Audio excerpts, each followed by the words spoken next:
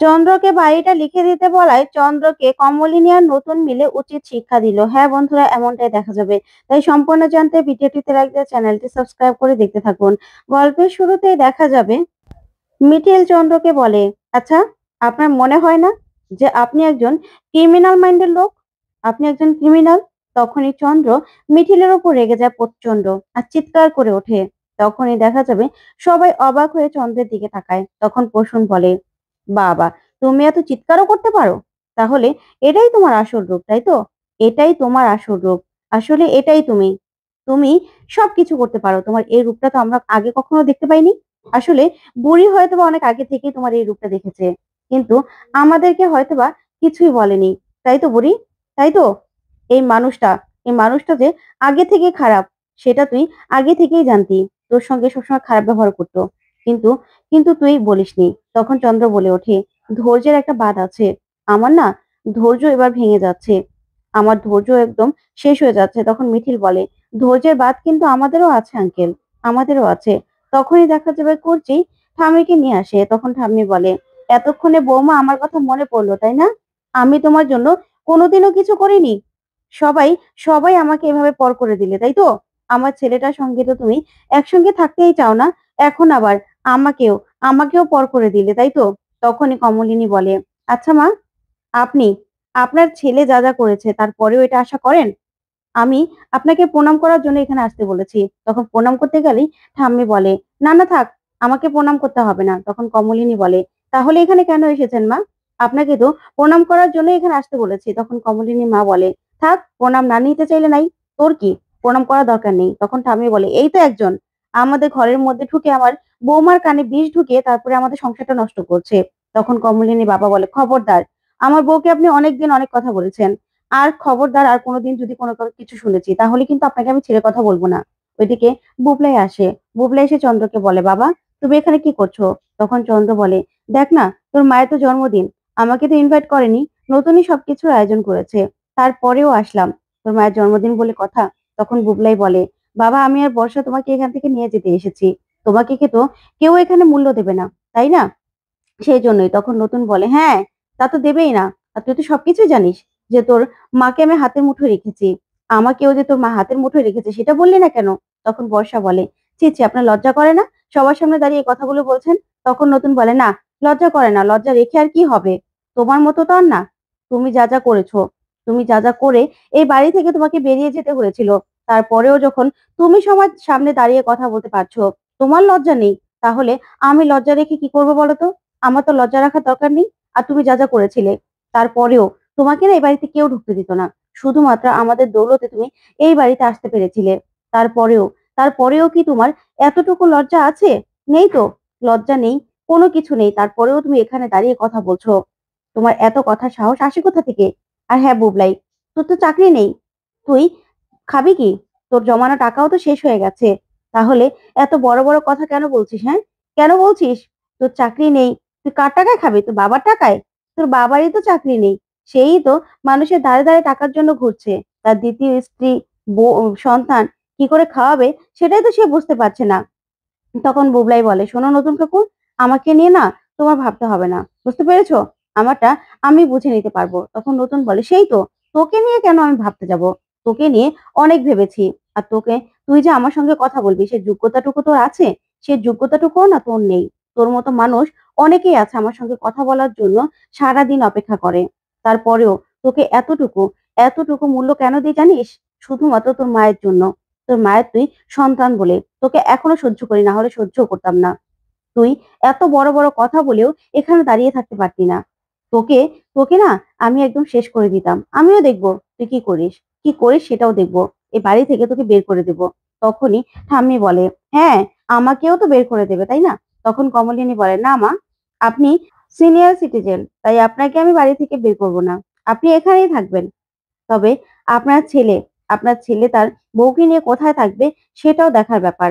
তাদেরকে আমি এই বাড়িতে থাকতে দেব না, কিছুতেই না। তখন এই কথাগুলো বললেই অবাক হয়ে যায় সবাই। তারপরে কমলিনী বলে, হ্যাঁ মা, আপনি তো আপনার দোষটা দেখতে পাচ্ছেন না? আর বুবলাই এখন বড় হয়েছে, ও দুদিন পরে চাকরি ঠিক পেয়ে যাবে। এখন তারপরে ওর বউকে নিয়ে কোথায় দাঁড়াবে সেটা ও বুঝে নেবে। তখন কুসুম বলে, হ্যাঁ, তুই তোর মাকে খুব অপমান করেছিস, সেই অপমানের সত্য দিতেই হবে তোকে। তখন কমলিনীর বাবা বলে, তুমি সব থেকে বেশি আমার মেয়েটাকে অপমান করেছো, তাই তোমাকে তো এবার শাস্তি পেতেই হবে। তখন বর্ষা বলে, হ্যাঁ, আমরা তো সত্যি কথাটা সত্যি কথাটা সবার সামনে বলি, সেই জন্য সেই জন্য না কারোই ভালো লাগে না। তখনই কমলিনীর মা বলে ওঠে, কোন সত্যি? কোন সত্যি নাথবো? যে ছবিগুলো আমরা চোখের সামনে দেখতে পেয়েছিলাম, সেই সত্যির কথা বলছো? শোনো, আমরাও না সবটা জানি, সবটা দেখেছি। তারপরেও যে তুমি এখানে দাঁড়িয়ে আছো, দাঁড়িয়ে দাঁড়িয়ে বড় বড় কথা বলছো না, সেটার জন্যও না তোমার আসলেই আসলেই লজ্জা শরম কিচ্ছু নেই, কিচ্ছু নেই। তার জন্য এত কথা বলতে পারছো। তখন চন্দ্র বলে, থাক না মা, মা তুমি বিশ্বাস করো, যা হয়েছে না আমার কিচ্ছু মনে নেই, তুমি বিশ্বাস করো মা। ওরা না সবাই আমাকে ভুল ভাবছে, আমার আমার ইচ্ছার ইচ্ছার বিরোধী গিয়ে সবকিছু হয়েছে মা। আমি কিচ্ছু মনে করতে পারছি না। ওই মহিলা ওই মহিলা আমাকে কি করেছিল আমার কিচ্ছু মনে নেই মা।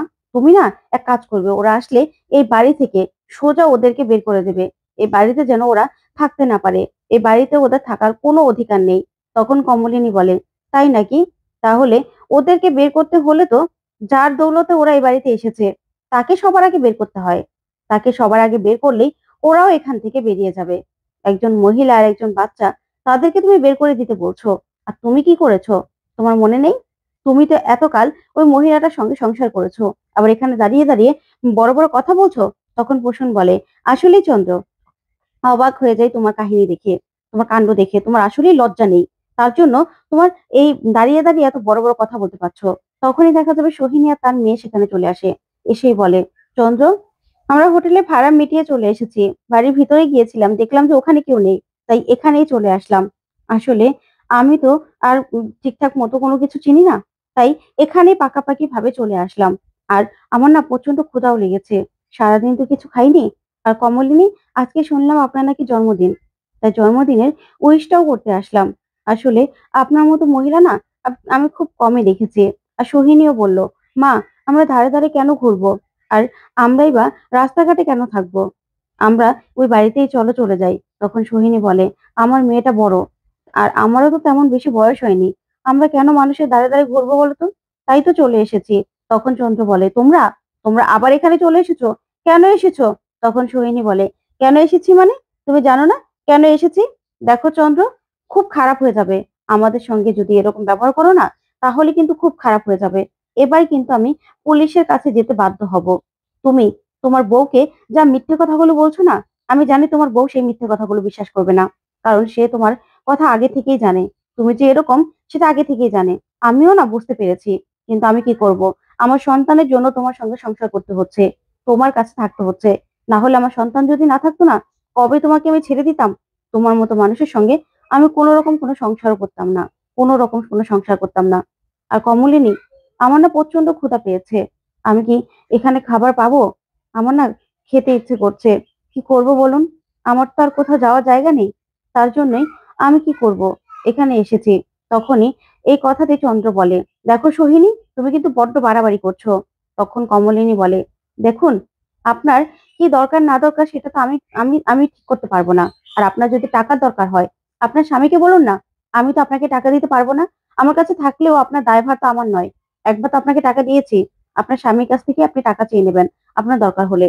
তখন চন্দ্র হাসে আর বলে, আমি আর কোথায় টাকা পাবো? আমার কাছে কি টাকা আছে কমলিনী? আমার কাছে তো কোনো টাকা নেই। এদেরকে এদেরকে বের করে দাও না, কারণ আমার তো তখন কিচ্ছু মনে ছিল না মা, বিশ্বাস করো। এই মহিলাটা আমাকে ফাঁসিয়েছিল, এরা হলো আমার জীবনের জঞ্জাল। এখন আমি কি করব বলো তো? তখনই সোয়ালিনী বলে, বাপি, এখন আমরা তোমার জীবনের জঞ্জাল হয়ে গেলাম? কোথায়? আমাদেরও তো বাড়ি ছিল, আমাদের বাড়িতে তো আমরা একসঙ্গে থাকতাম, তখন তো তোমার এরকম মনে হয়নি। আর হঠাৎ করে এখন আমরা তোমার কাছে বোঝা হয়ে গেলাম, আমরা খারাপ হয়ে গেলাম।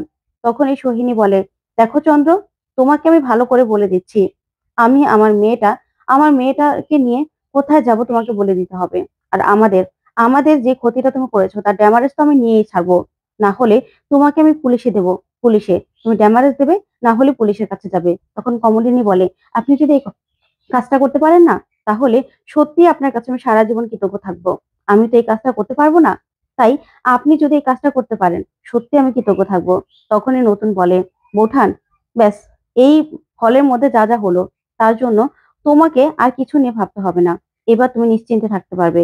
এবার তোমার জীবনে কোনো ঝামেলা থাকবে না। তখনই রেশমি বলে, কিসের কথা বলছো তুমি? আমিও তো জানতে চাই।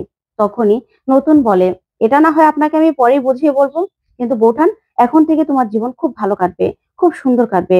ওইদিকে দেখা যাবে কমলিনীর জন্মদিনের পরে কমলিনী বিছানা গোছাচ্ছিল। তখন ঠাম্মি চন্দ্রকে নিয়ে আসে। আর সে বলে, বৌমা, তোমার সঙ্গে একটু কথা আছে। তখন কমলিনী বলে, আমার সঙ্গে আপনাদের কিসের কথা মা? তখন ঠাম্মি বলে, দেখো, তোমার সঙ্গে তো কথা আছেই, আর তাছাড়া আমার ছেলেটা ফিরে এসেছে। তারপরেও তুমি আমার ছেলেটাকে এখনো মেনে নাওনি, যা নয় তা শোনাচ্ছ। এখন আমাদের কথা তোমাকে শুনতেই হবে। তখন চন্দ্র বলে, দেখো কমলিনী, আমি জানতাম আমি জানতাম আমি জানি আমি একটা ভুল করেছি। তবে তুমিও তো তুমিও তো নতুনের সঙ্গে একটা সম্পর্কে জড়িয়েছো, কিন্তু তুমি নতুনকে কেন বিয়ে করে নিলে না, আমি সেটাই বুঝতে পারছি না। তখন ঠাম্মি বলে, আরে চাঁদু, তুই থাম, থাম তুই, এসব কথা বলিস না আমার সামনে, এসব অলক্ষণে কথা বলা ঠিক নয়। তখন চন্দ্র বলে, মা, তুমি যখন এখানে এসেছো তোমাকে তো শুনতেই হবে। ঠিকই তো কমলিনী, তুমি কেন নতুনকে বিয়ে করনি সেটা আমি জানি না, তবে তুমি যা করছো এটা কিন্তু বিয়ের থেকেও অনেক বেশি করছো। তখনই কমলিনী বলে, খবরদার চন্দ্র, একদম বাজে কথা বলবে না। শোনো, তুমি কি ভেবেছো তুমি এখানে এসব কথা বলে আমার মন গলাতে পারবে? না, আমি তোমার স্ত্রী নই। তখনই ঠাম্মি বলে, শোনো বৌমা, তুমি না এখন এই বাড়ির বউ, তাই তোমাকে এই কথাগুলো শুনতে হবে। আমার ছেলে কি বলছে সেটা শুনতেই হবে। তখনই কমলিনী বলে, শুনুন মা, আপনি যদি বড্ড বাড়াবাড়ি করেন না, তাহলে কিন্তু খুব খারাপ হয়ে যাবে। আর এসব কথা একদম শুনবো না আমি। তখনই চন্দ্র বলে, দেখো কমলিনী, তোমার তো নতুনের সঙ্গে দেখা হয়েছে আমার দৌলতে। তখন কমলিনী বলে, না, এটা ভুল কথা বললে, তোমার দৌলতে না। নতুন ঠাকুরপো আমার সঙ্গে যেচে কথা বলতে গিয়েছিল, হ্যাঁ সেটা তোমার ব্যাপারে কথা বলতে গিয়েছিল, কিন্তু গিয়েছিল তো। তারপরে কুর্চি সেখানে চলে আসে, সে বলে, মা, তোমরা এখানে? তখন ঠাম্মি বলে, হ্যাঁ, তুই বরং রান্নার দিকটা একটু দেখে নে, আমি এখানে কথা বলছি। তখন কচি বলে, না মা, আমি এখানে থাকতে পারি, আমি অ্যাডাল্ট, আর তোমাদের সম্পর্কে না অনেকেই ঢুকে পড়েছে, এবার আমি থাকলে সমস্যা নেই। তখন চন্দ্র বলে, দেখো কমলিনী, আমি না নানান ঝামেলায় জর্জরিত হয়ে পড়েছি, আমাকে তুমি এই বাড়িটা আমার নামে লিখে দাও। তখন এই কথা শুনে কুর্চি আর কমলিনী দুজনেই চমকে যায়। তো বন্ধুরা, কেমন লাগলো আজকের আপডেট, কমেন্ট করে জানাতে ভুলবে না। ধন্যবাদ।